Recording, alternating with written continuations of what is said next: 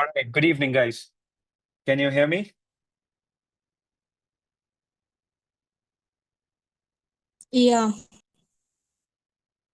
All right. Wonderful. All right. Let's just wait for 3-4 minutes for people to join in as the people are constantly joining in. And then let's begin the session. All right. I'll see you in 3 minutes.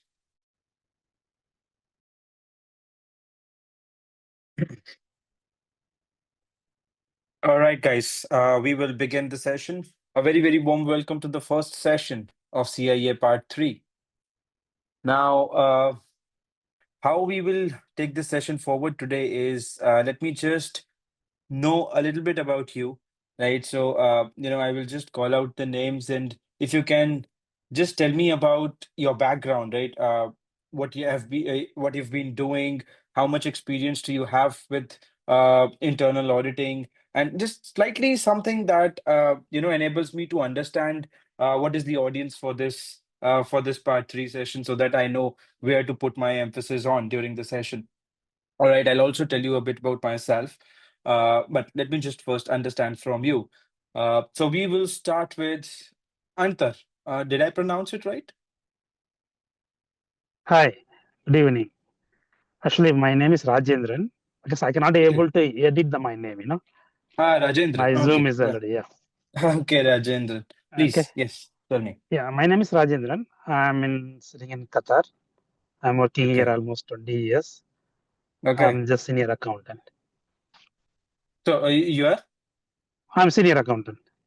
senior accountant. All right. So you are Yeah. well versed with accounting terminologies per se. And what about internal auditing? Any experience in auditing as such? Yes, I had the previously, after I finished for the graduation, I joined for audit firm. I Okay. experienced for 5 years the internal audit. Okay, fair Yeah, enough. Uh, thank you. welcome, Rajendran. Atika. Hey, Ayush, I worked for internal audit for about a year and a half. I took a break in January, um, because I had to move. I moved to Dubai and looking for jobs as of now. Okay, you're But in I have like Gurgaon. You also. but I have like 14 years of banking related experience.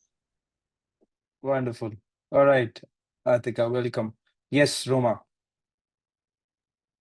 Yeah, hi, I'm Roma. I work as Assistant Audit Officer in CAG. Um, Okay, fair.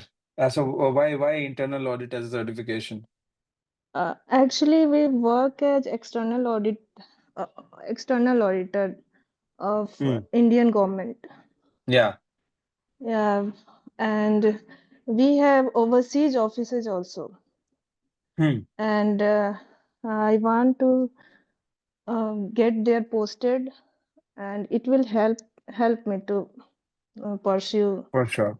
Yes. For sure. For sure. Fair. Welcome, Roma. Yes, Shruti.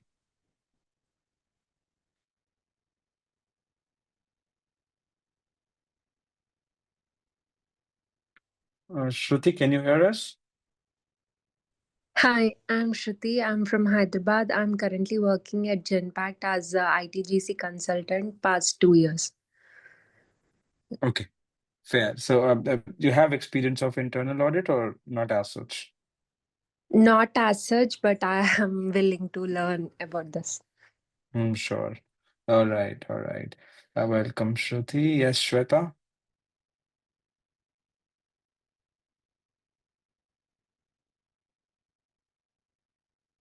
Shweta, can you hear us? Okay. Would you like to unmute yourself? Okay, we'll move to Supriya. Hi everyone, this is Supriya.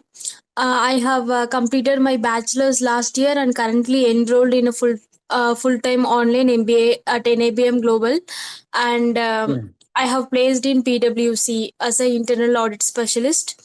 So to enhance my career, I just started the CIA course and I joined PwC in January 2025. Okay, okay, Yeah. okay. Very recent. in Yeah, the Big Four as such? yeah, exactly. Okay, welcome. All right, guys. All right. So my name is Ayush Bajaj. I will be the instructor throughout your CIA journey. Uh, I started my career with KPMG India in audit, moved to EY with transactions, and then in 2018, uh, I left EY to start my own L&D, learning and development business. So since then, I have been working extensively in India, Middle East, and around across the globe. I have my batches uh, in India, in Middle East, uh, Paris, Singapore, etc., etc. I will not boast about it, but yes. So all in all, you're in very safe hands when it comes to CIA and finance journey that is concerned. So that was a very, very quick about myself. Uh, apart from that, I happen to be a startup consultant as well, wherein I'm working extensively with startups with their uh, fundraisings, working a lot with the investors on one hand, startups on the other, which is your investment banking kind of a domain. Also have my legacy chartered accountancy firm, where yeah, that's the standard and traditional CA works, right? Audit, taxation, etc. All right, so that's a bit about myself, guys. Now coming on to CIA.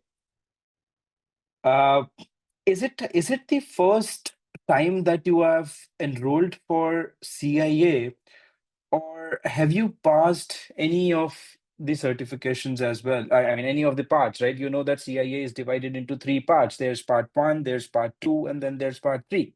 So has anybody passed, one of the parts, or part three is your very first entry into the CIA? For me, Padre is the very first entry. Okay, so Priya, part three is the very first entry. Anybody who has passed any of the levels? No? All of you are very new, very first time into the CIA journey with part three? Is it? Can I For assume me, that? yes. Okay, majorly everyone.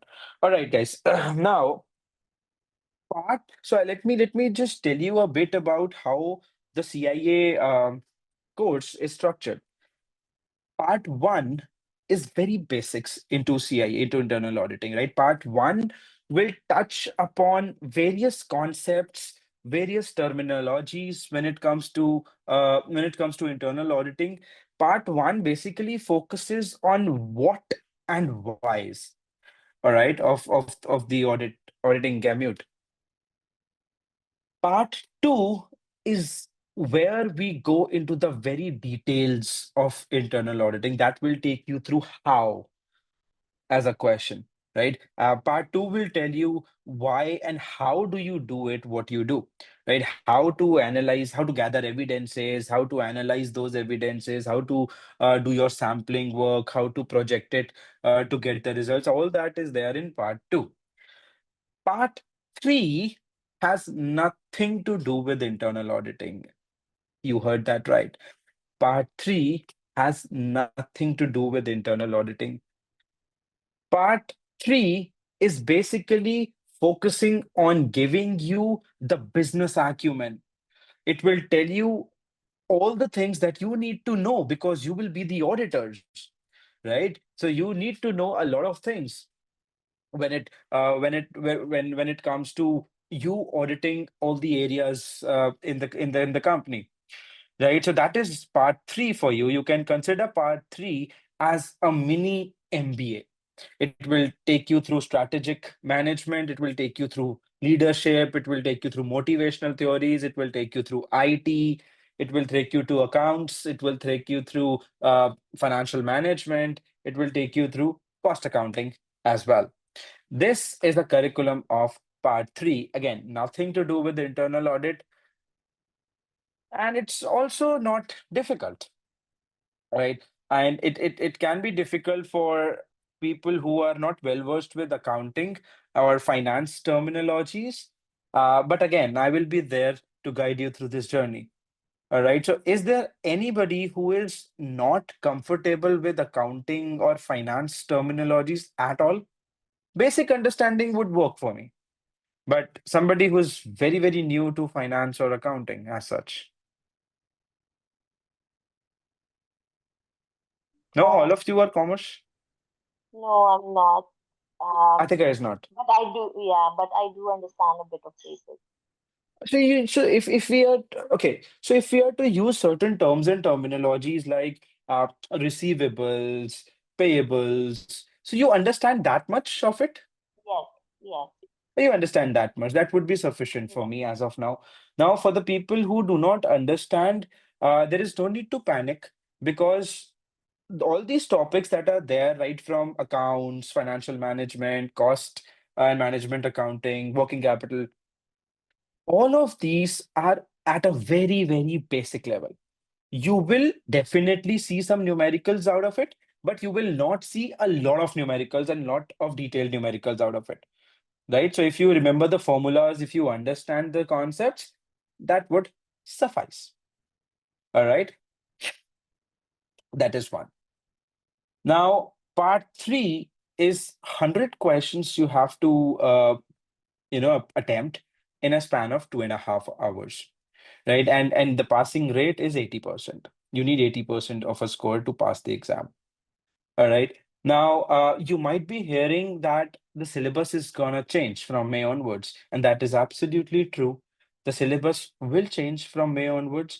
So, my advice and my recommendation to you all would be that as soon as we finish this batch, you take, a week or 10, maximum 2 weeks time and appear for this exam, right? Because if you do not take this exam before May, you will have to do it through the new syllabus, right? And this is not a difficult syllabus as of now for part three. All right. So we don't know what are the detailed changes that are going to come. We are yet to receive the new curriculum, right? But my advice would be to appear for this CIA part three under the old curriculum, under this curriculum that you would be reading on. All right, because it is not difficult to pass under this curriculum. Okay, so once we finish off the sessions, take a week or a maximum of 2 weeks and attempt the exam. All right. Anybody would like to ask anything before we start the unit one?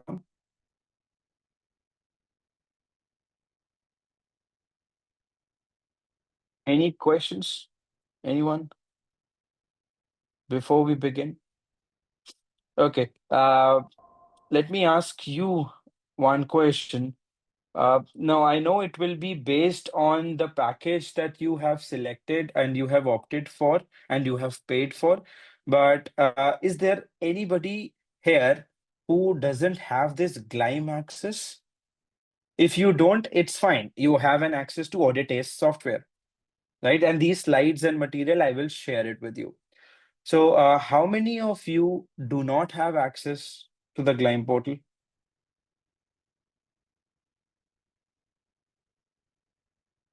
All of you have access to the GLIME portal? This is important for you to tell me. No, I have to check. You have to check Shruti. Okay. What about others? Atika has. Okay. What about others? Rajendran, Roma, Yes, I have access. you have access. Yeah. Yes, Roma and uh, Shweta. Yeah, I need to register for that. I do have that mail ID and everything. I need to register for it. That means you have taken the climb access? Yeah, yeah, yeah. Oh, you have taken the climb. That's fine. Okay, so you also. So if you okay, so guys, why I'm asking this because uh if you have, it's easier for me to open the portal and start doing the questions there. But if you do not have the GLIME access, it's absolutely fine. You will have access to Audit ACE. That's the in-house software of VGLD. All right, and there also you'll have plenty of exam questions to practice.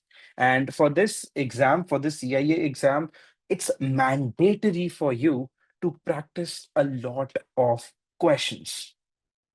All right, you cannot expect to pass the exam without solving the questions, unfortunately. All right. But worry not. I am there and we will together work for it so that you'll pass this exam in one shot. That will be our ultimate aim. And with this, we'll dive right in. All right. This is study unit 1, guys. Strategic management, planning, and performance measures. I will take you back to your academics. What is strategic management?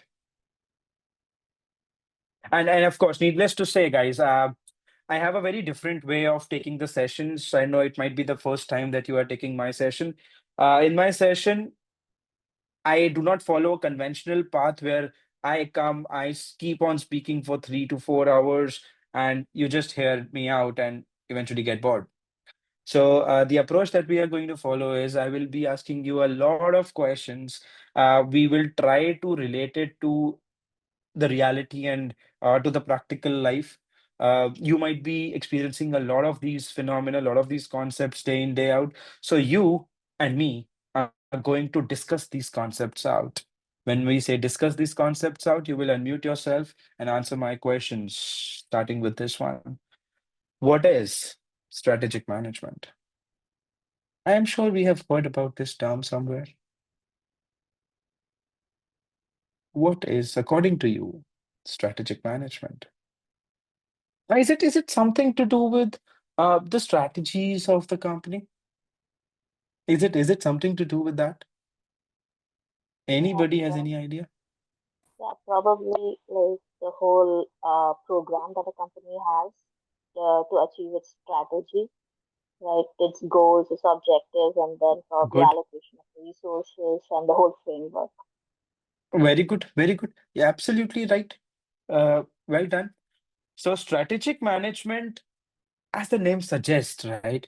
It's a set of decisions and activities needed to create the strategies and implement them effectively, because the ultimate aim is to achieve that vision of ours, achieve that objectives of any company, right? So strategic management is a very, very important department, a very important task, right? These are the decisions, these are the activities that helps you to create the strategies and also implement those strategies. Now, okay, fine. It helps us create the strategies. But my next question to you would be, what is a strategy then? I know it's there on the slide, but let's just discuss out without you reading, right? You all know that. What is strategy?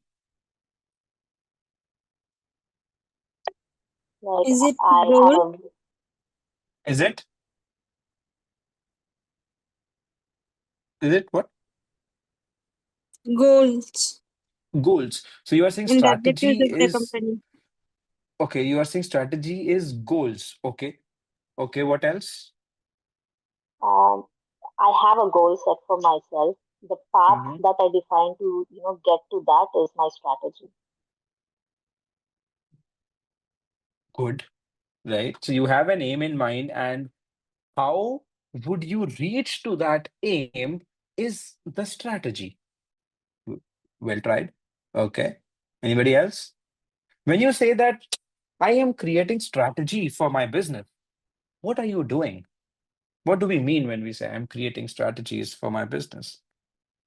Okay, before that, guys, before that, uh, let me just understand from you all. Are you all comfortable with English as a language? Do you understand Hindi, or should I keep the sessions 100% in English? English is more better. English is better? Yeah. So when I say when you say that, Ayush, I am busy creating strategy for my business, what do you mean? What are you doing? Is it so? If you think from this aspect, what are you actually doing when you are saying that, okay, Ayush, I'm busy creating strategies for my business? You might be allocating your resources in some direction. You might be aligning some things in some direction. You are trying to gain a competitive edge, right? That's what a strategy is, right? That's what differentiates us. That is what will help us reach that aim of ours, right?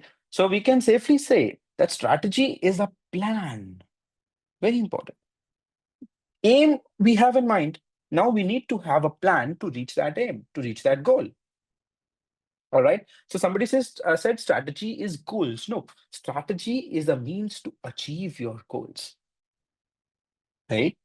A strategy is a plan to allocate the resources and actions to succeed in your competitive environment. So the keyword for you is allocate resources, obtain a competitive advantage, and attain the goals. That is strategy, right? All right. Let us do one more thing, guys. I'm sorry. I'm just telling you as and when it crosses my mind. I don't have a ready list, to list out all the things. Uh, how about we have a separate WhatsApp group for the students in this part 3 batch, right? Do you think it will be better and easier for you to communicate with me? Can we have a separate group so that I also keep sharing the materials that I may Yeah, have? Yes, it would be a much that better. will be Much better approach, Yeah, right? yeah. Wonderful. So who will take this initiative of creating a group and adding the people in that group? I can do it. All right, Supriya, thank you so much. I would request everyone to drop in your phone numbers, WhatsApp phone numbers, along with your name, so that Supriya can just take a note of it and she will create the group. All right, I will be putting mine now.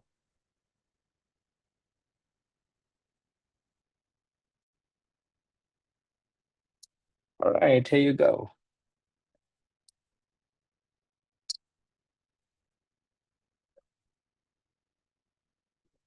Thank you, Supriya.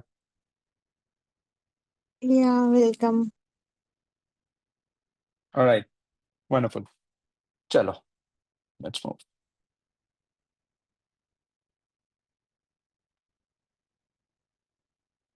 Okay, moving on to the next topic, planning. Now, what is planning? We all know that. Planning involves setting of the goals. It's a goal setting. We are planning what we need to do. We are planning our goals and specifying the means to be used.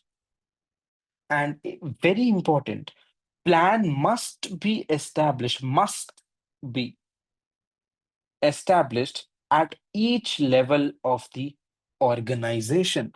At all the levels of the organization, you should have plans. Obviously, right? Every department, every level will have its own plan to move, in alignment with what are the final goals and outcomes of the organization.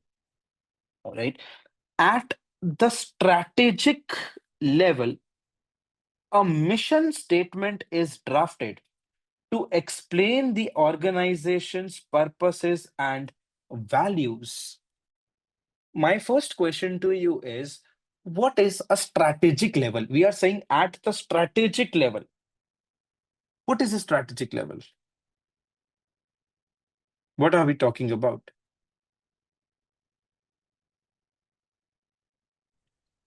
At the initial level of planning. When you say strategic level, at the initial level, okay, that means the department who is responsible to create strategies will first draft a mission statement. Can I say that? Yes. Fair. My next question is, what is a mission statement? How organization will achieve its goal? How organization will achieve its goal? Okay, there are two different terms, right? One is a vision statement And mission. and one is a mission statement. So what is the difference between vision and mission? In future, where do you see yourself? A kind of that will be considered as a vision. Very good. And why do you exist is your mission. Yeah. Yeah, wonderful. So at the strategic level, a mission statement is drafted to explain the organization's purposes and values. Businesses should be defined in market terms, that is, in terms of needs and customer groups. What do we mean by this? Business should be defined in market terms, that is, in terms of needs and the customer groups. What do we mean by that? Because customer is considered to be the king of market. Because of the customer, business is going to rule. So we need to see their what they want. According to them, we can plan accordingly. The needs of the customers. If you are, if you are a customer centric organization, if you are preparing your strategies based on what are the needs of the customers, right, then you are likely to move in alignment with what is the expectation of your customers. Fair. Business also may be defined with respect to customer groups and their needs and the technology required to satisfy those needs, right? You know, there is a customer group of young generation, right? You know that these young generations, it's let's say a showbiz these days, right? These young generations want to show off. So you identified that my customer group is this. The need is, if you're wearing a good outfit, just post it. Just post that. What do you call that? Hashtag OOTD, right? ऐसे ही यही होता है ना? Outfit of the day. All right, so whatever. So you understand. So there's a young generation who like to post, would want to show it off, what they're wearing, what they're eating, where they are going, and all such things, right? So need is identified, customer group is identified. Do you have technology to build that up? What has been built for this? Do you use it day in, day out? I'm talking about the gram, right? Instagram has been built. The strategies are aligned with this need of the people. All right. So technology is also very important. Do you have the technology that will build that up for you? A large firm can have multiple business units. Therefore, the concept of strategic business units is useful for strategic planning by large firms. Wonderful.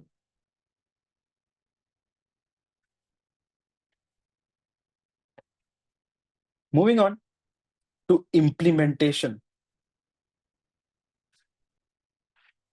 Strategies, it says, must be passed down the organizational structure to development of plans at each lower level. What do we mean by this? What are the lower levels that we are talking about?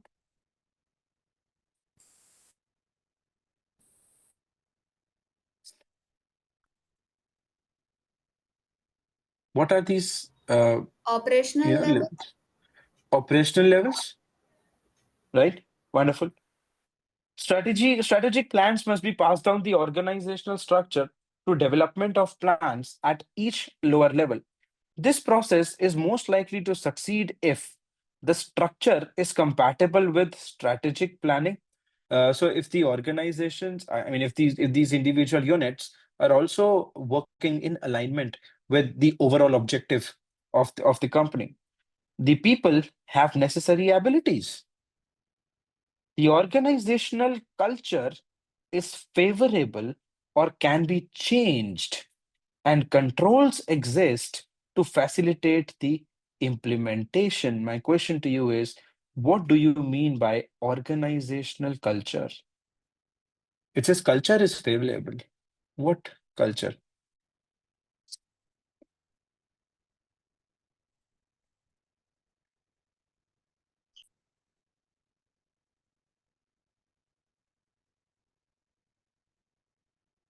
Like how agile I am as a company. Elaborate. Like if I am like if I have the technology or can adapt or change quickly to produce my own product on those Hmm. lines. Can I So can if I I say am, can I say by culture, I would basically be meaning the attitudes and behaviors of the people. What's the culture in the organization? Are people working in ethical manner? What are the attitudes? What are the behaviors of people? Well, that's culture, right? And also one thing that you have seen here, it says a large firm can have multiple business units. Therefore, the concept of strategic business unit, right, SBU, is useful for strategic planning. Now, what is SBU? What is this SBU? Small business unit. A strategic business unit. Sorry. Yeah, sorry. Strategic business unit. So, what is this SBU as a concept? Let's say I have a company, X company. I have this habit of drawing a lot. So let's say there is a company X company, and you have two products that you prepare. One is rubber, and which is eventually used to create the tires, right? And let's say this rubber, these two are the SBUs. Can I say these two are strategic business units of this company? So what do we mean when we say these are strategic business units? So SBU is basically is a unit that has its own competitors.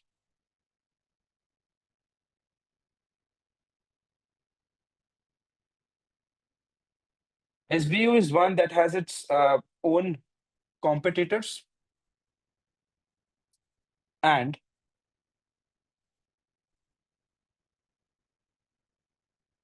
a manager who engages and a manager who engages in strategic planning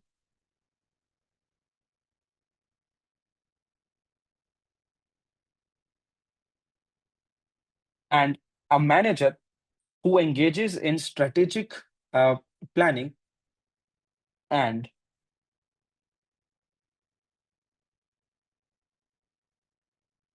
is responsible for the major determinants of profit, responsible for major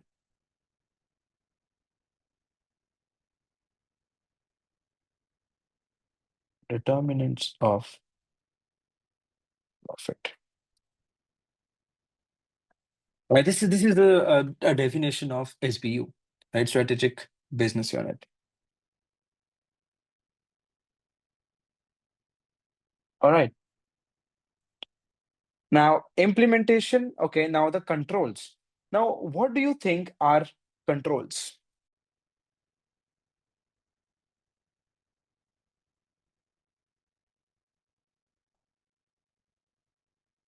What are controls? So okay. So before that, do you think every company will have a set of controls?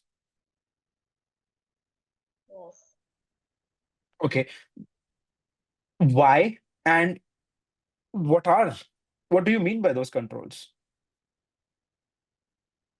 um, so every organization would have this, and any, like, the definition basically is any action taken by the management to, combat those risks is a control.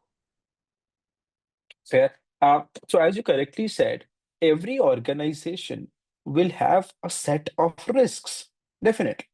And controls are any action that is taken by the management to reduce that risk. Can I say to eliminate that risk? Not all risks can be eliminated, so you can Not all say to risk. a comparable degree, Can I say within, so it brings it down within the to a tolerable limit acceptable, yeah, acceptable level. or acceptable level? Good. So strategic controls should be established to monitor the progress, isolate the problems, identify invalid assumptions, and to take prompt corrective action. As plans are executed at each organizational levels, control measurements are made to determine whether objectives have been achieved or not. That means this control thinking, the risk and controls, this happens at each level of the organization, right? One category of strategic control measure relates to external effectiveness, such as market share, customer satisfaction, quality, delivery. The second category of strategic control measures relate to internal efficiency, such as financial results, flexibility, waste, and cycle time, right? Now, regarding the roles, very important, senior managers broadly define strategic goals and plans for the entire organization. Now, since you are entering the CIA for the first time, when I say senior management, that does not mean the senior manager designation in your respective companies, right? So let's assume various levels. The managers, the senior management, the management, the senior management, and the board. Senior management, when I say, I am talking about the C-suite. I'm talking about the CEO, right? Board is the governing board, right? And when I say the middle management, that's basically the people who are in charge of the operations, right? The managers, normal managers. So senior managers, board will always have an oversight role. Let's understand that. Board is not going to do the task on a day in, day out basis for the company. It's the governing board, right? So the board will always have an oversight kind of a role. Senior managers broadly define the strategic goals and plans for the entire organization. Now comes the middle managers. Middle managers develop tactical goals and plans needed to achieve the strategic goals. Now, strategic level, the strategic goals are defined. It is passed on to the middle management now. Now, middle management is the one who develops tactical goals to achieve those strategical goals. So obviously it is more detailed. What is to be done to achieve the strategic goals? Tactical plans, it says, are shorter term and more detailed than strategic plans. Now, the lower managers and supervisors develop operational goals and plans to achieve the strategic as well as tactical goals. Operational plans are also short term, detailed, and measurable at the lower level. So, strategic goals, tactical goals, operational goals. All right. Uh, okay, let's talk about an example. Uh, if you can just help me, give one example of strategic goal, tactical goal, and operational goal.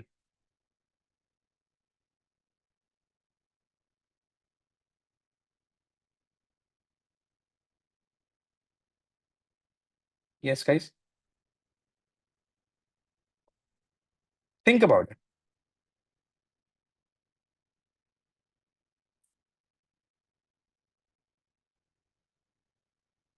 All right, let's do this, huh? How many of us are there? We are six of us. So do we have an option of a breakout room here? Oh, no. Okay. So anyway, think about something. I want you to give me one example of strategic goal, tactical goal, and operational goal. Right? One example. Just think about, take 2 minutes, think about it, and let me know.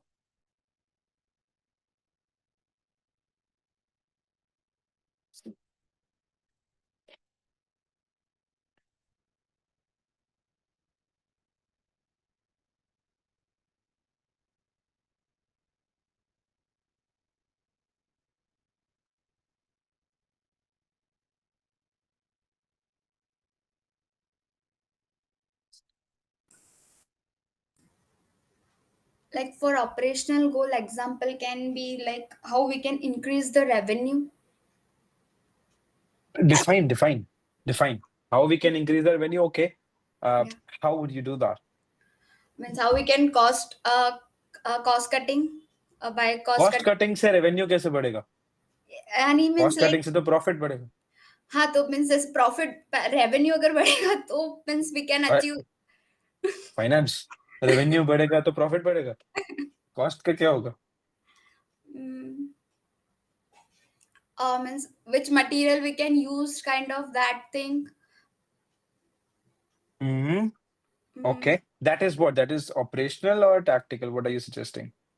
I think at operational level, lower level means how lower level. Okay. Fair. What else? Okay. What else?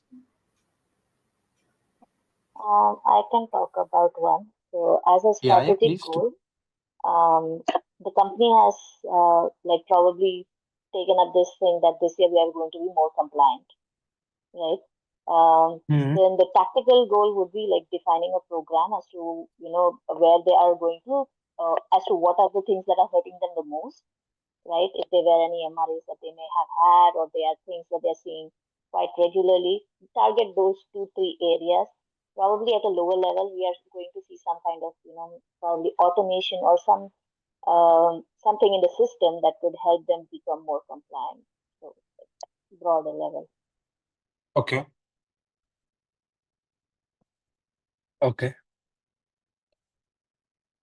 Anybody else want to give it a shot? We want to give it a shot? Chalo, let me give you, suppose there is a company who is into clothing. Okay. Let's write down a strategic goal for that company. So let's say the strategic goal for that company would be become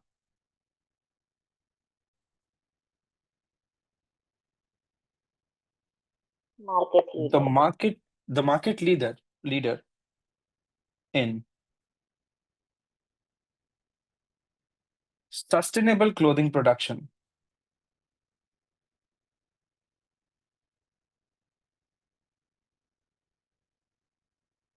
In sustainable clothing production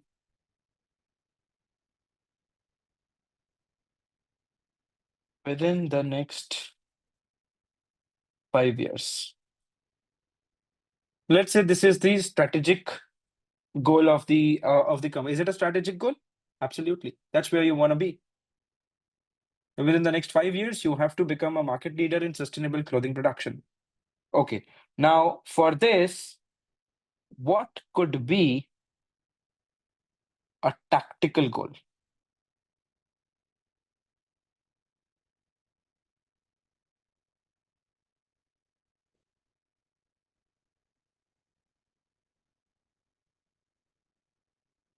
चलो मैंने आपको strategical goal दे दिए. I've given you a strategical goal. Now, what can be a tactical goal? Tactical goal.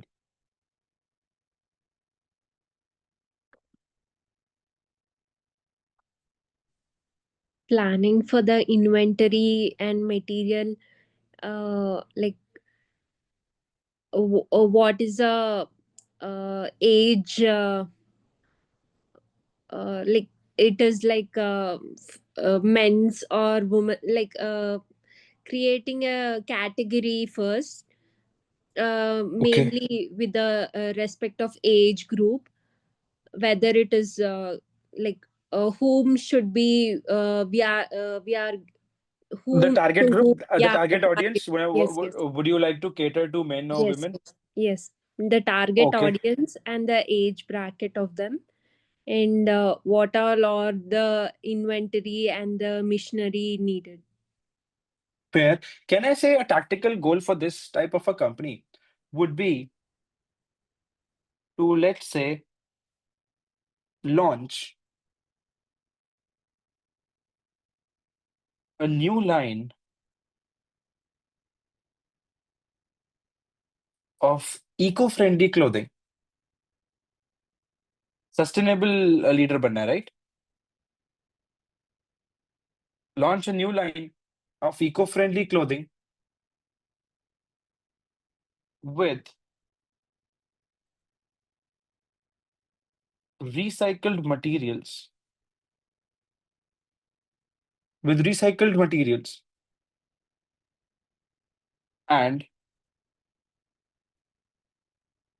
targeted social media campaigns to reach a wider audience,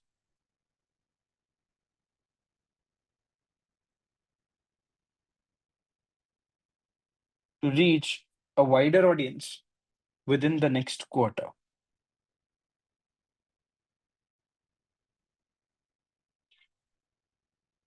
Is this a tactical goal for this company?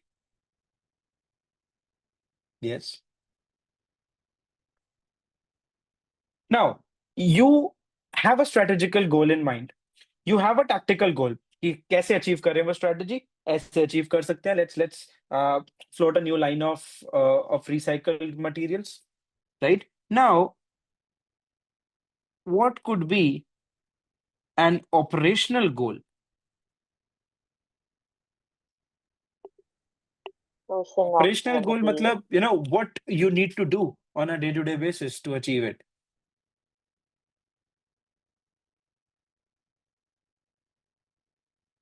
How would you achieve these two?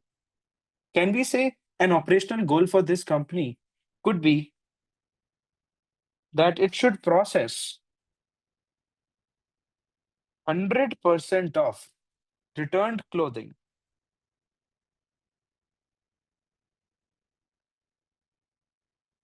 It should process 100% of returned clothing for recycling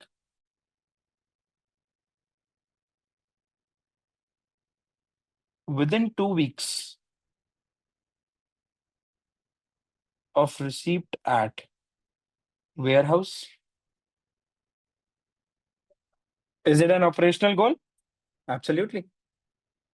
Are you getting a hang of how these things are made and what level you have to think at? I'm not saying this will be asked in the exam, but since we are doing this, since we are using these terminologies, it is very important for you to relate it towards the practical scenarios as well. Are you comfortable with this in terms of strategic, tactical, and operational goals? Yes. Good. All right. Before we move forward on the slides, guys, are you able to understand? Is the pace fine? I hope I am not moving too fast. Okay. Are you able to understand? Good. Yes. Wonderful. Competitive advantage as the next topic. What do you understand by this term, competitive advantage? Like what makes me stand out? What makes you stand out as compared to your comps, as compared to your competitors, right? So strategic management. Let's see, why are you doing this strategic management? Obviously, you need to have some differentiator that you tell people that boss, come to me and not go to that other person. Obviously, right? So strategic management seeks to obtain a competitive advantage that differentiates the organization and allows it to be successful in its environment. Very important line from the practical perspective, strategies should be developed that target specific customers whose needs can be met by the organization, right? The organization must be able to take advantage of core competencies. Value must be provided to the customers. Managers must think synergistically. That means there is a word synergy. Sorry for the handwriting. There is a word synergy. What do you understand? What do you mean by this term synergy?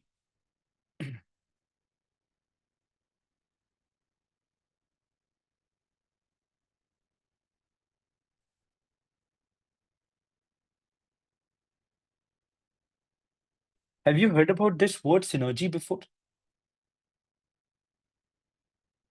Yes. Okay, तो क्या होता है synergy? It's like a combination of things that would make you become the best, kind of moving in sync with something.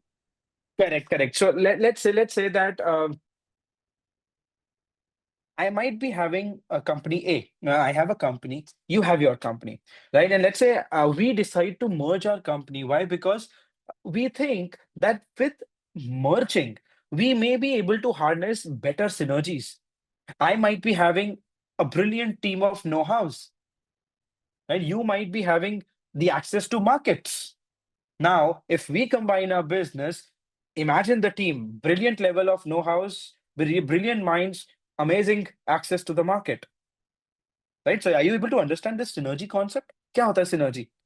Right? When you and me, if we are operating individually, that's fine. But if we merge, we can operate at a better capacity, right? That's synergy. So there are various types of synergies. Market synergy. What is market synergy? Results when products or services have positive complementary effects. Positive complementary effects. Okay, give me an example of market synergy. Then talk about iPhones. iPhones use Sony cameras. iPhone and Sony cameras. They use the cameras that they use in their phones are from Sony. fair, fair, very good, wonderful. Cost synergy. As the name suggests, focuses on reducing the cost. How can you have cost synergy?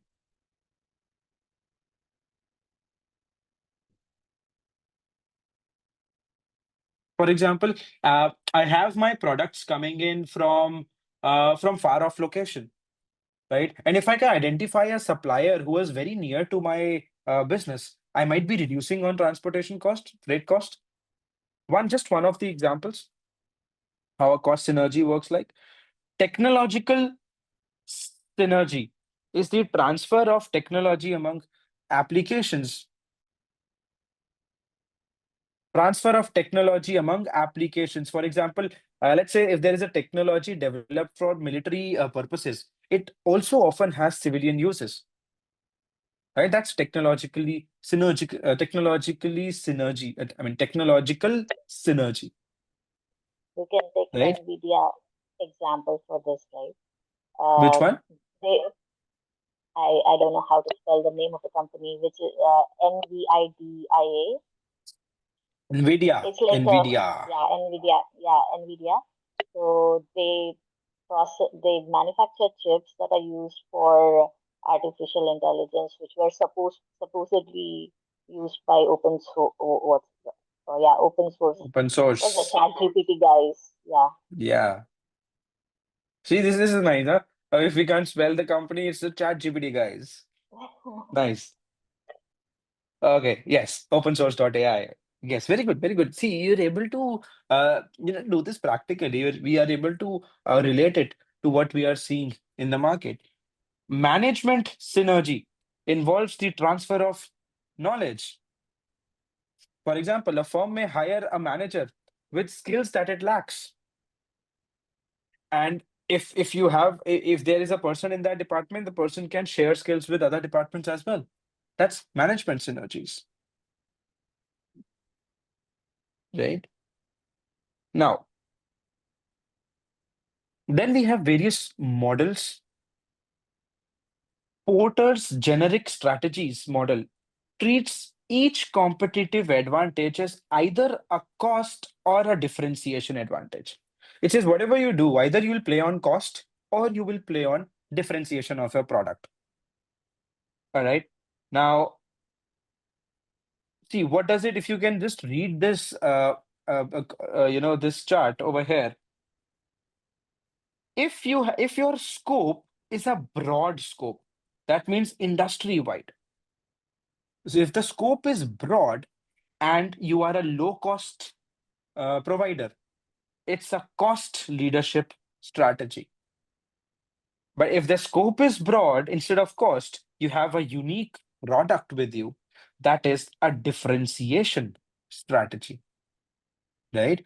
If the scope is narrow, let's say just a market, let's say I'm capturing only Delhi NCR, right? If my scope gets narrowed and I am the low cost provider, I am having a focused strategy on cost, just the name given, right? It's a focused strategy on cost.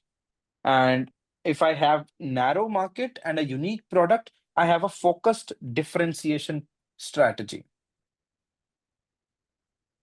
All right. Uh, okay.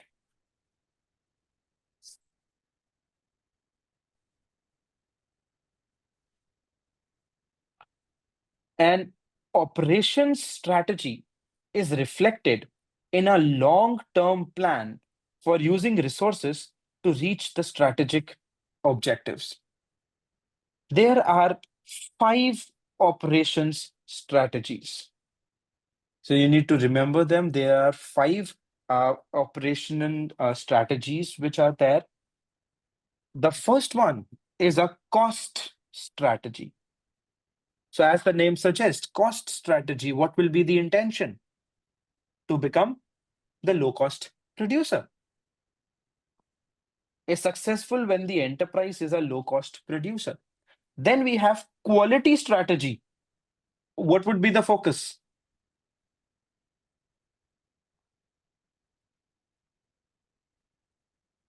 If you have a quality strategy, if you're following the quality strategy, what would be your focus? Quality. Quality. As simple as that, right? So quality strategy involves competition based on product quality. It can either be a product quality or a process quality. या तो मेरा product अच्छा है या उसको बनाने का process बहुत अच्छा है. If either my product is up to the quality, having a very good quality, or the process that I use to manufacture that product is I am having quality in that product process. Then we have delivery strategy. A delivery strategy may permit an enterprise to charge a higher price. Blinkit. What is Blinkit playing at? Convenience. Right? Why do you do Blinkit these days? It'll reach me in 10 minutes. Right? So a delivery strategy may permit an enterprise to charge a higher price when the product is consistently delivered rapidly and on time. Has anybody faced a scenario where the product is 100 rupees and you are paying 200 for the Blinkit to happen?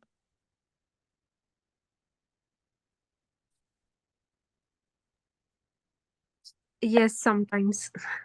Sometimes also hota hai. Right? So let's say I'm ordering something worth 60 rupees, right? I just need something urgently. I'm ordering it for 60 rupees. 30 rupees is the delivery charges. 20 rupees is the far away charges. 10 rupees is range charges, right? Etc. etc. But since we are using it, why do you think Blinkit has worked in the Indian market? Why do you think people are ready to pay more just for it to get delivered to your doorstep? Instant Convenience. gratification. Convenience. बहुत गलत आदत लग गई है हम लोगों को, right? And was it the same pre-COVID or it is more so post-COVID? Post-COVID, Post-COVID. Why? Why do you think post-COVID? Why do you think that shift? What what led to that shift?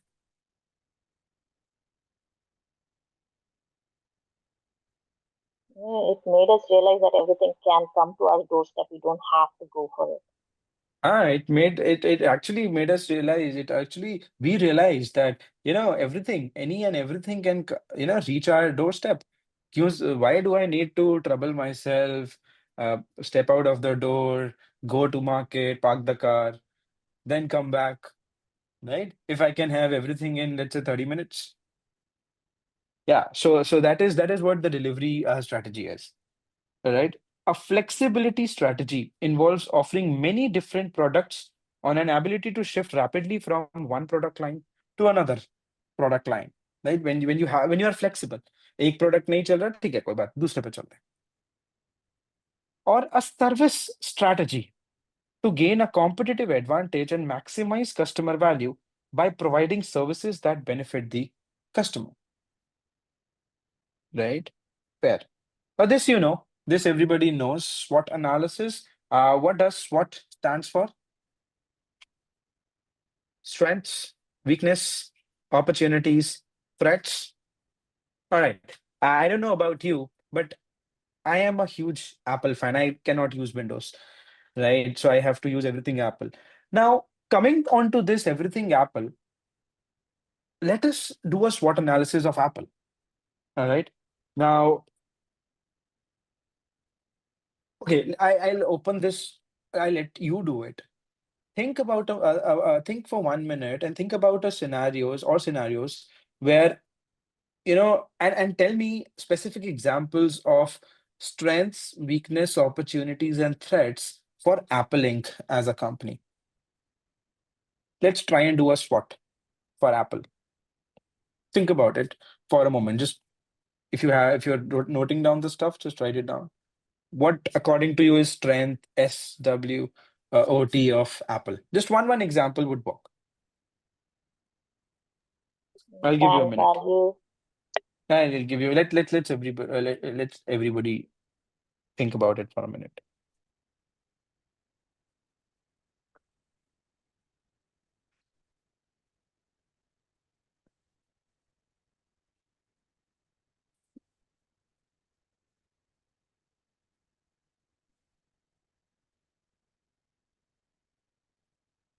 Okay, chalo. Okay, let's talk about strengths. What do you think? brand value, Brand Tech, value. Okay, sorry. What top, other?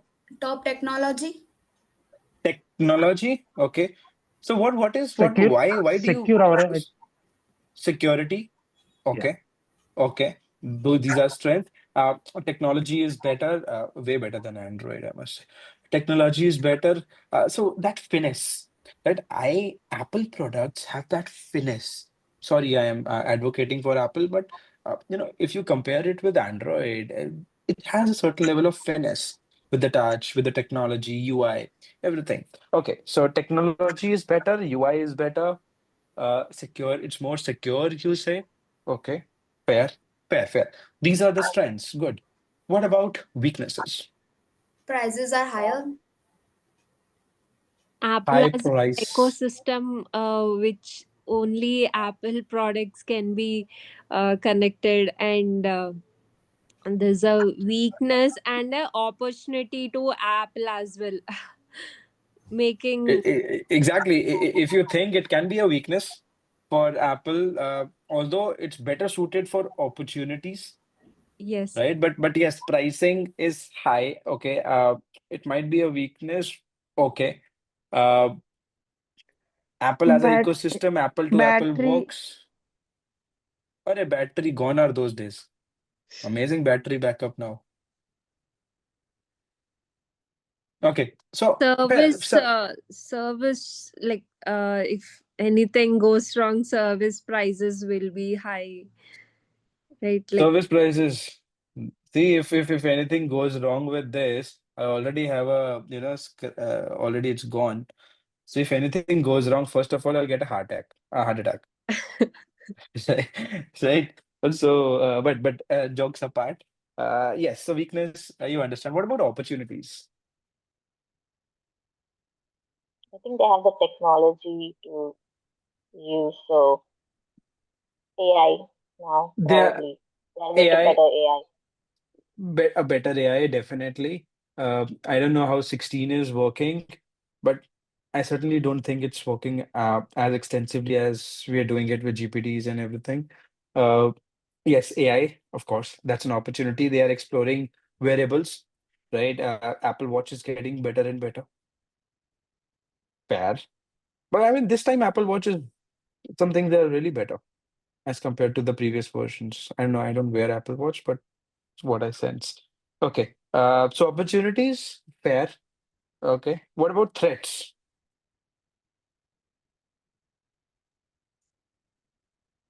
Everything we Competition. like the data is being continuously tracking without information of human.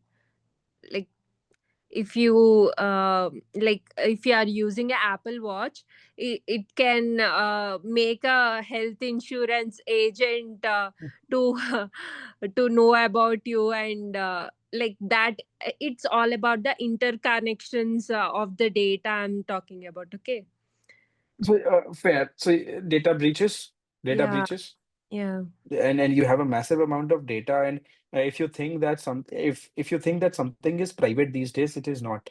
Nothing is private. Everything is public. I don't know if you have observed it, but if you talk about any Netflix series, let's say, right, that I want to watch this series. If you talk about 2 3 times, and then you open your Instagram, that Explorer tab, it fills up with the same series. I don't know how many of you have observed. If not, try it out. It's scary. Yeah, yeah, I did Yes. that. I mean, I just looked at a clip on Instagram, a movie clip, and I wanted to search that. I just started typing it, and Google started giving me the movie name. So I was like, oh my God, this is like creepy. Yeah. So nothing is private. Where you are going, what you are doing, what you are talking. That is why these days we said when you are changing or when you are doing some private things, just don't. Even if your camera is switched off, don't do it in front of the devices, right? So it is because everything is getting recorded. It is.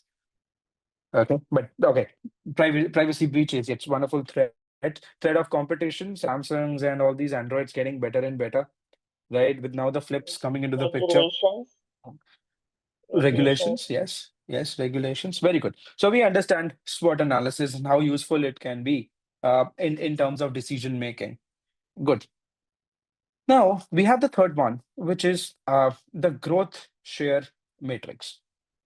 The growth share matrix is a means of analyzing a portfolio of investments in SBUs. Basically, it was developed by the BCGs, the Boston Consulting Group people. It has two variables: the business growth rate on the vertical axis, also referred to as the normal market growth rate. It is the maturity and attractiveness of the market and the relative need for cash to finance the expansion, and the market share on the horizontal axis. So it identifies the business into various four categories with respect to, okay, what is the growth rate and what is your market share. And it is something like this. Since we don't have a drawing over here, it makes sense for me to draw. It looks like this.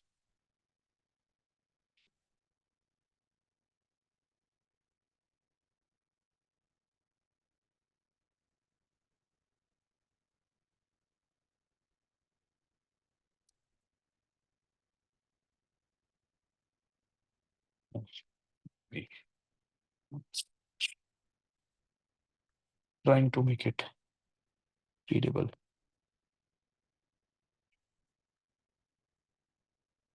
Okay, here you have your business growth rate.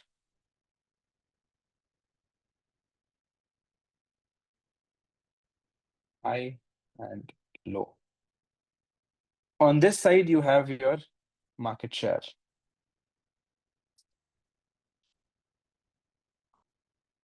High and low.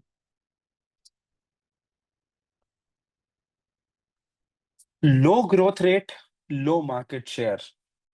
You are in the category of dogs. Not to hurt any sentiments, but this is how they have classified it. So low growth rate, low market share. Your business is in the category of dogs. What does it mean? We'll just have a look at it. Low growth rate, high market share. You are a cash cow.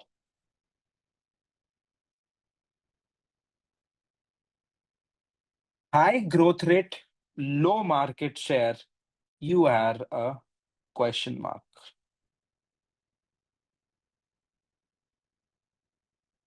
And high growth rate, high market share. You are a star.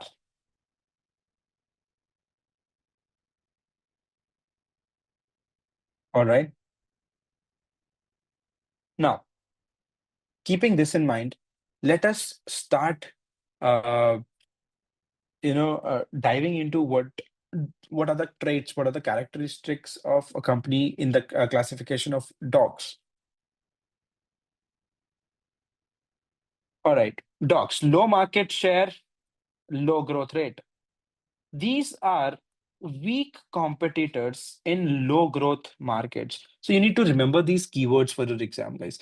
Uh, so dogs classification, these are weak competitors in low growth markets.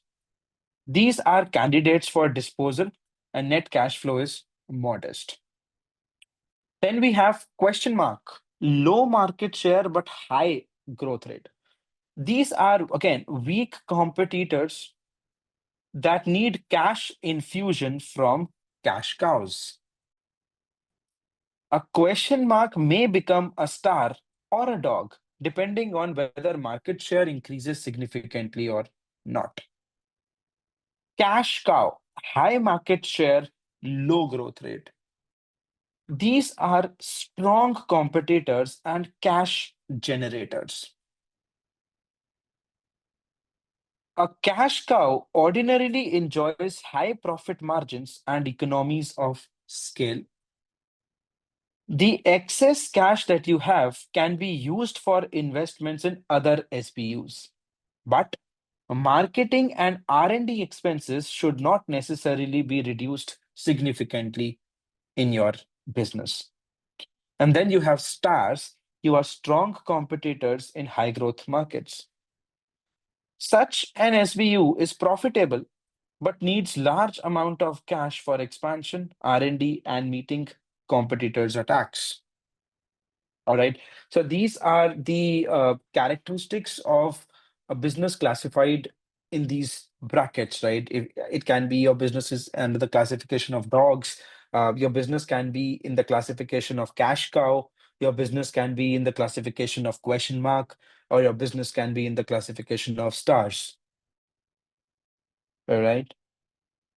Also, it will be very, very interesting for you to think about a company and let's say you think of Pepsi as a company. Try to identify its products and try to fit in these quadrants.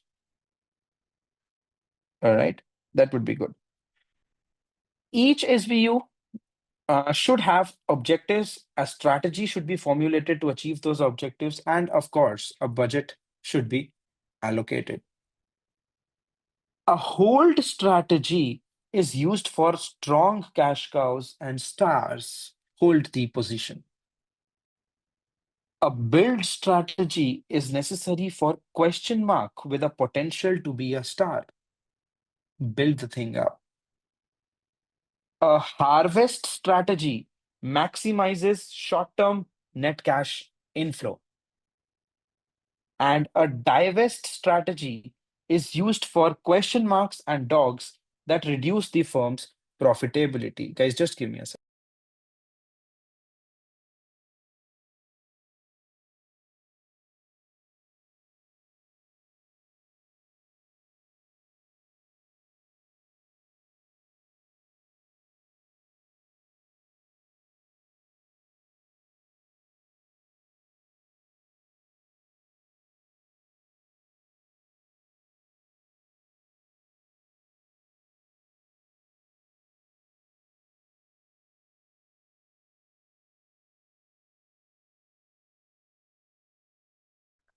Yeah, I'm so sorry.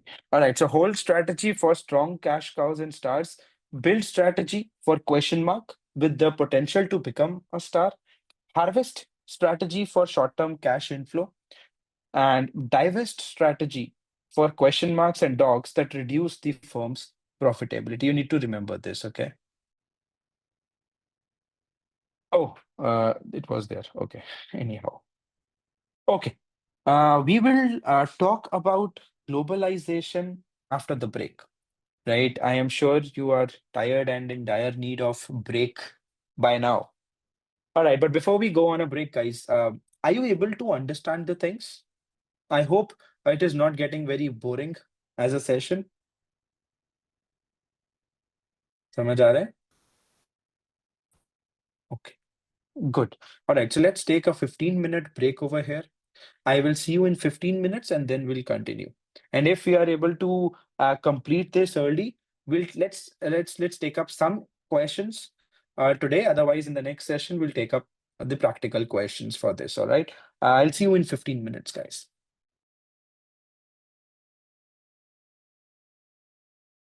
All right, guys, are we back?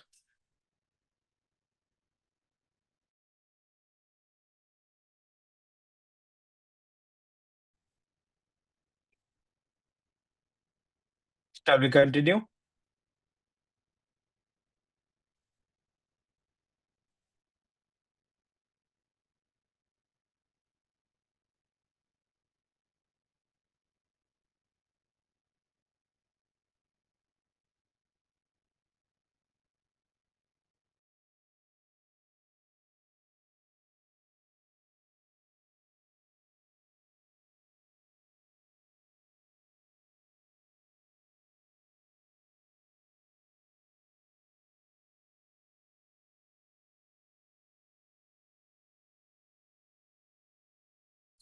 All right. Coming on to the next topic of globalization. Again, very, very generic. You all know about globalization, guys. So if I can ask you a question, what do you mean by globalization? I mean, we've seen that. We know this happening day in, day out, but how would you define a globalization scenario? What is globalization?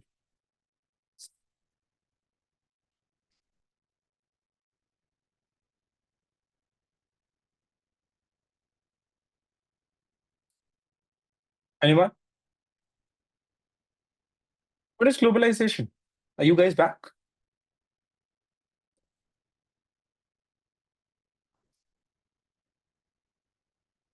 What is globalization, guys? Give me an example of globalization scenario.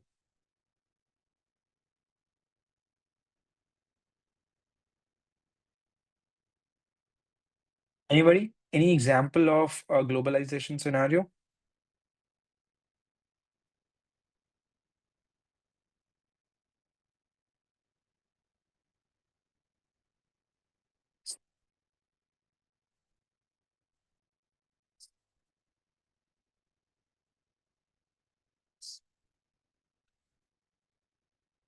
Nobody? I don't think you guys are back. Except for Roma. Roma said yes, she is back. Are we back? Yes. Okay, wonderful. Give me an example of globalization. What do you mean by globalization? Company which operates at an international level or around the globe, like On the globe, Amazon, right? Correct. Let's say if I have Coca-Cola. a company in India, I might be, uh, wanting to set up a company abroad, uh, in Dubai, let's say, and work there, send my products over there. That's globalization, me interacting with the global markets. So very good. So globalization, again, very simple topic, guys. Globalization is the degree to which ideas, information, date, investment, and trade cross the national borders. Right? The unavoidable extent of globalization requires managers to have a global mindset. Now, there are three elements, right? For a company to interact globally, there are three elements. Number one is cognitive element. Now, cognitive element is the ability to understand cultural differences and adjust to global changes. Right? That is cognitive element. Your ability to understand cultural differences and adjust to the global changes. Now, tell me something. If I want to work in Dubai, and if I incorporated a company in Dubai, will I be able to work absolutely the same way as I am working in India right now? Different rules apply in different Why markets. not? Sorry. Different rules, regulations of the country, then different culture of people. So what their mindset, just to understand the target base as to what would sell, what would not sell for them. Absolutely. Customization would Abs be needed. right. Absolutely. Wonderful. So, yes, I have to understand, apart from rules and regulations, more so, I want to understand what is the cultural differences, right? Of course, if I am selling in India as a market and if I am selling in GCC as a market, it's altogether a different scenario, right? Extensive level of cultural shift. It needs a different mindset. So that's a cognitive element that is there. Then is a social element, the ability to develop relationships with people from different cultures, right? Then we have a psychological element, is the ability to enjoy diverse modes of thought and behavior and to cope with uncertainty. Fair. Then MNCs, what is MNCs? Again, very simple topics, needs no explanation. MNC usually receives at least 25% of its sales from outside its home country. Only then it can be categorized in the bracket of MNC. And MNC, fair. But some MNCs are not geocentric. That is, truly internationally oriented and absorbing the best that various cultures offer, including the managerial talent. The geocentric organization, then ethnocentric organization, which the MNCs uh, identify with the home country more, and polycentric, they emphasize host country markets, and control is primarily local. So these are the three uh, distinctions. All right. Now, if I can just describe this geocentric nature, don't worry, I will be sharing these slides with you after the session. Once you create that group for me. Who was taking the responsibility? So after the session, please make me the admin of that group also. Okay. So geocentric. A geocentric is the company, is the one where the management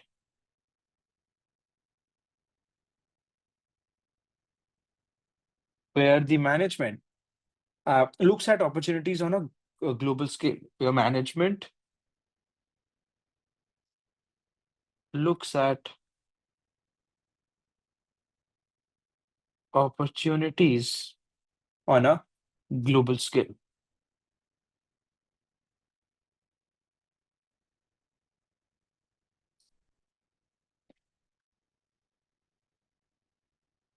All right.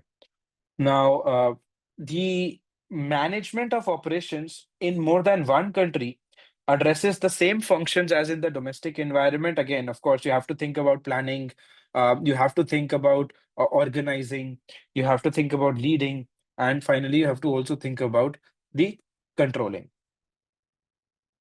Now, what is culture? We have already defined culture is the distinct set of values, beliefs, symbols that guide patterns of behavior.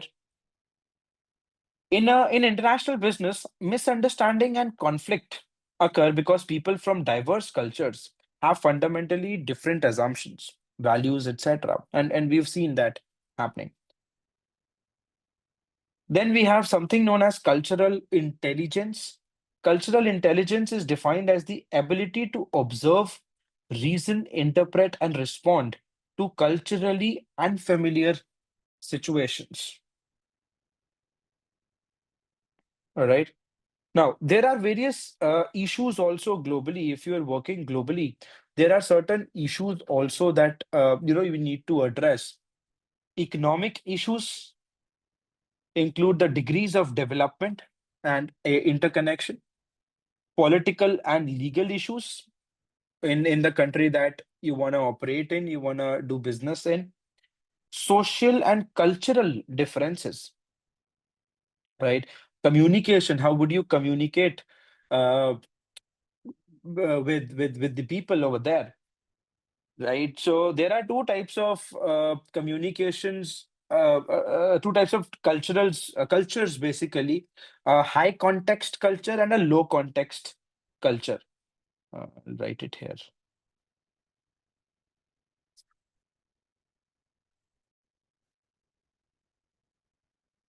High context culture and a low context culture. When you have a high context culture, uh, here meaning is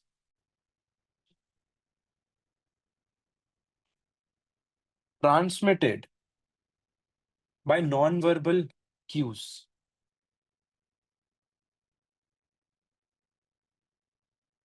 By non-verbal cues and circumstances. For example, Arabic, Japanese, Korea, Chinese. And when it's the low context culture, the meanings are transmitted by words.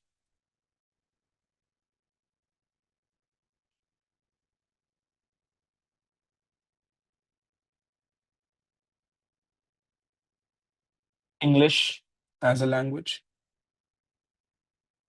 right?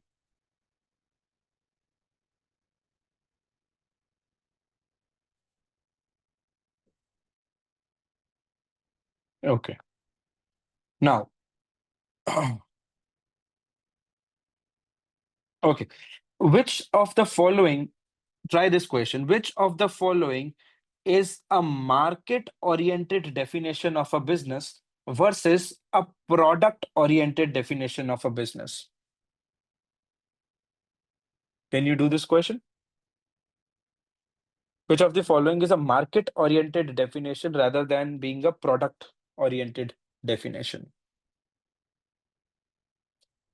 You can put your answers in the chat box. It's fine.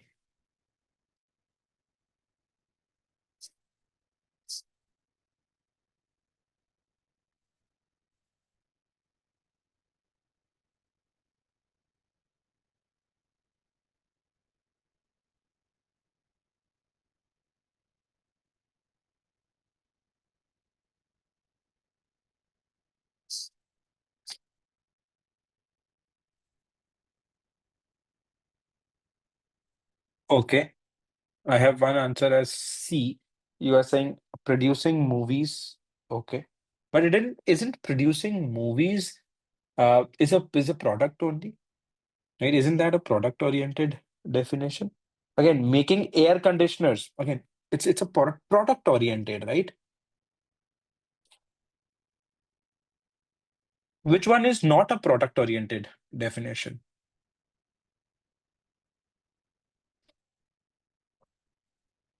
Right. Supplying energy, right? That's not a product-oriented definition. Okay.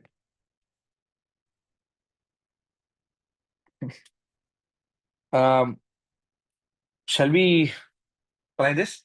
A strategic business unit as a high market share and a low growth rate. High market share and a low growth rate. According to the growth share matrix, what is the SBU?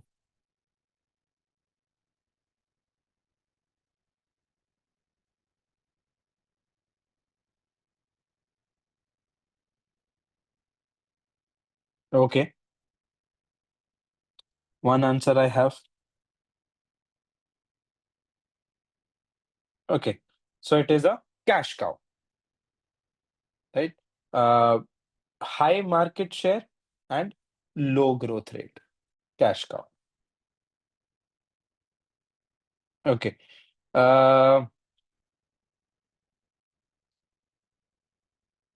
Which strategy for global marketing organization emphasizes relatively strong central control?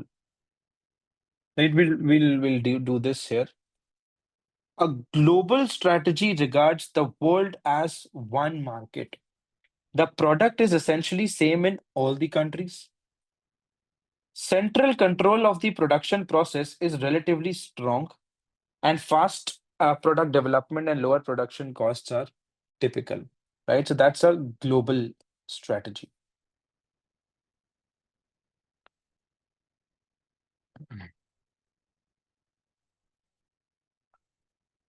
Okay, moving on to performance measures, cost of quality. Now, financial performance measures are derived from financial accounting data. You all understand that. Non-financial performance measures are not standardized and may have any appropriate form. Then we have product quality. Measures include, but are not limited to, returns and allowances and the number and types of customer complaints. If the customer complaints are very high, then you can infer that the product quality is not very good. Similarly, manufacturing measures include, again, but are not limited to, throughput time. Now, what is this term throughput? Throughput is basically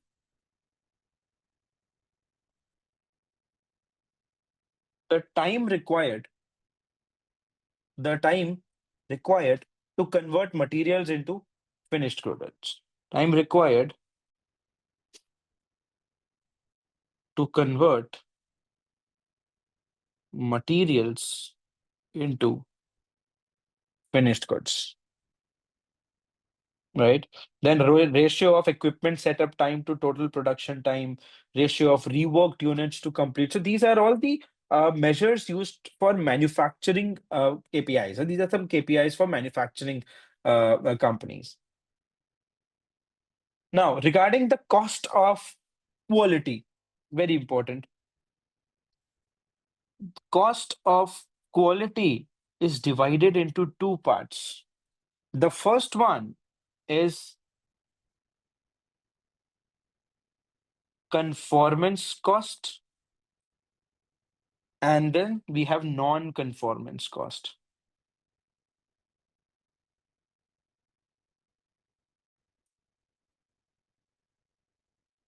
Cost of,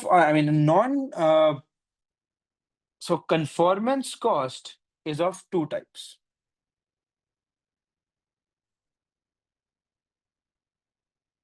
Prevention cost and appraisal cost.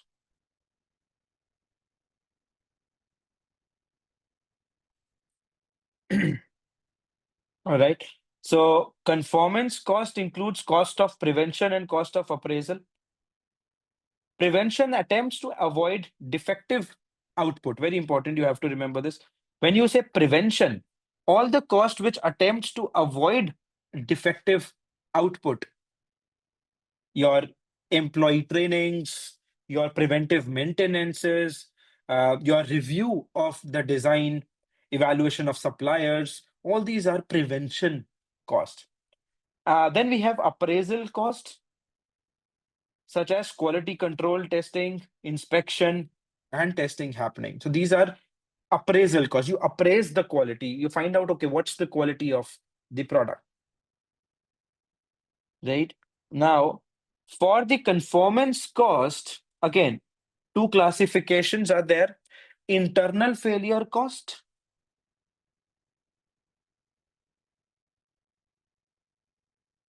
and external failure cost. Internal failure cost and external failure cost.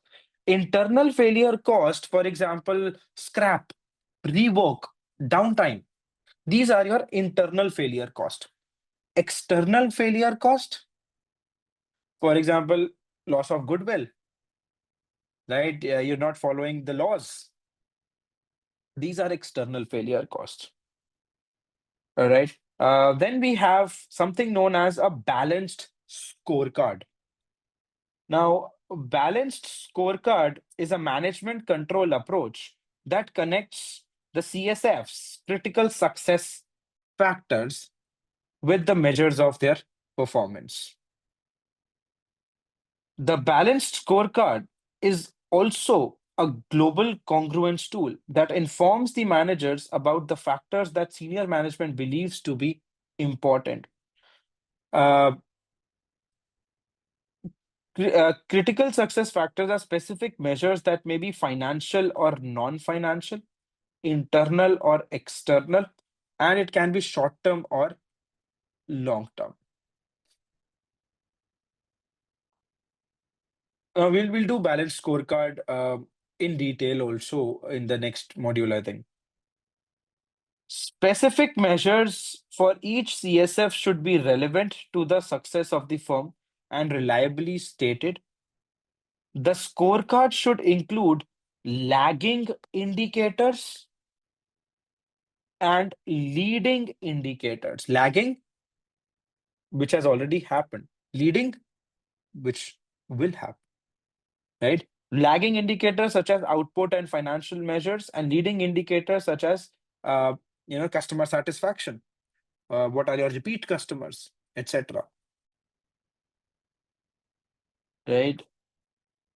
So these are the 4 parameters which are there in the balanced scorecard. A typical balanced scorecard classifies objectives into one of the 4 perspectives. Financial performance perspective addresses current and long-term results. Customer service perspective includes customer retention, customer satisfaction, customer opinions about us, right? And customer related measures. Internal business processes perspective emphasizes production and operational measures such as the quality. And learning and growth perspective relates to resource management and innovation. This is an example of a balanced scorecard. Financial performance objective could be increase in sales. Measure could be what is my gross revenue. Target 15%. Outcome only 3%. Then what are the corrective initiatives that you are taking to achieve this objective? You might want to expand into new markets. Similarly, customer service perspective, objective could be to reduce the returns. Performance measures could be, what are my number of returns? And similarly, you have a corrective initiative. Then reduce scrap, reduce personnel turnover. So everything you are dividing it between these 4 parameters, right? Financial performance, customer service, internal business process, and learning and growth. All right. So you can try this. Under the balanced scorecard concept, employee satisfaction and retention are measures used under which of the following perspective? Very simple. You can easily do that now.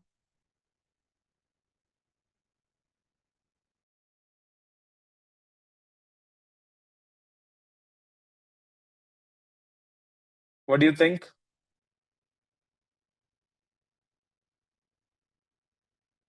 Employee retention, employee satisfaction, learning and growth, right? It's learning and growth, right? Things related to employees, learning and growth. All right, guys. That brings us to the end of the first module. How did you find it? Difficult? Was it difficult? Was it interesting? Was it easy?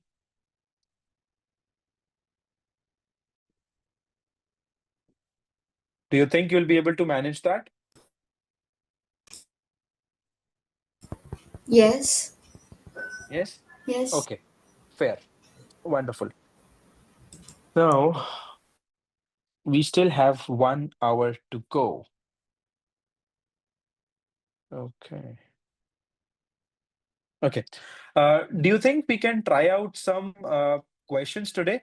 Or, since it's the first session, you want to take a halt for the day, revise, and then come in the next session for the questions. Since it's the first module, I am open to your suggestions. I will not do this in every session. Was it hectic? Was it too much? It was not hectic, but can we try on next week? Once we can revise it and then go for it. नहीं, इसका answer यही होना था, पता है? ये test question था. Okay. So yes, what about others? Guys, okay, absolutely fine, since it's the very first time that you are, entering into a professional exam kind of a thing, studying for 3 hours straight. Uh, it's okay if we need to take a halt for the day also, it's fine. Since it's the first session, every session I will not take a halt in 2 hours, right? Uh, Let me ask you again, with the majority of votes, will go by the majority. Do you want to stop here for the day and meet in the next session to take up the questions? Or you want to do some questions today? Another 1 hour. All the Let's people who do want to give it a halt, please raise your hands. I mean, of course, you can do that emoticon. Right? All right, 1. Interesting. 2. Next week. Baki? Okay. So it's okay. Let us do that. So now the next steps from your end, who had that responsibility to make a WhatsApp group for this batch?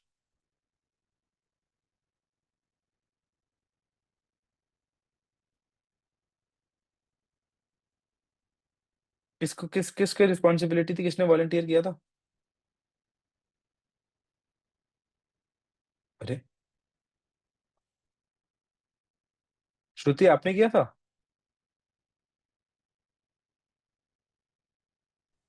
No, no. Atika ने किया था? No, link पर I नहीं. can Shweta ने take किया up था? नहीं, मैंने नहीं किया था. बहुत बढ़िया. बचा कौन है मेरे पास? रोमा ने भी नहीं किया था, या रोमा ने किया था? अरे मैं भी देख लेता हूँ. नहीं, मैंने नहीं किया था. तो जिसने किया था वो है ही नहीं क्या? I think she left. Who left? Shruti, Anta, Rajendran, मी, आतिका, रोमा, श्वेता. एक और था ना हमारे पास? Somebody else was there. Supriya. Supriya ने किया था. Yes. Okay, I think she is not here. Can somebody else do it, please? अगर सुप्रिया करती है तो it's good. आतिका, आप कर दोगे please? Yeah, I'll do it. Yeah, please take the numbers from the chat box, okay, सबके. And Supriya का number पता नहीं कैसे मिलेगा. I'll add Supriya. I'll take the number from the team. ठीक है? So just do that. Once I have that group made, guys, I will share these notes that I was making and the digital copy of the book also in that group, so that you have ready reference. Have you all received the book, the digital copies of the book? Yes. वो सबके पास है ना? ठीक है. So now what you need to do, guys, before we meet in the next session, you will read this study unit 1 from the textbook. And if you want to read it through slides also, it's okay, but make sure that you read that textbook at least once. All right, so read that textbook, and in the next session, we are going to start with the exam question, the practical questions from study unit 1. Right, so we will try to finish off the exam questions in the first hour or so of the session, and the next we'll take up the study unit 2. All right, we have 16 modules that needs to be done. So a lot of work, but interesting, right? So we have 9 units wherein it's all theory, and then practical comes. So what I will be doing is, after let's say 4 or 5 units, I will switch to practical components, and then we'll come back to IT theory later on at the end of the session. All right, so that it's not too much of theory in every session. So 4 or 5 classes of theory, then I will bring the practical elements, and then finally we'll move on to the IT theory. All right. So I think we'll do this. All right, guys. All right. Thank you so much for joining in. I will see you next week now. The class is on Saturday, right? Next Saturday. So I will see you next Saturday. Have a wonderful week ahead, guys. Thank you so much for joining in. All the best.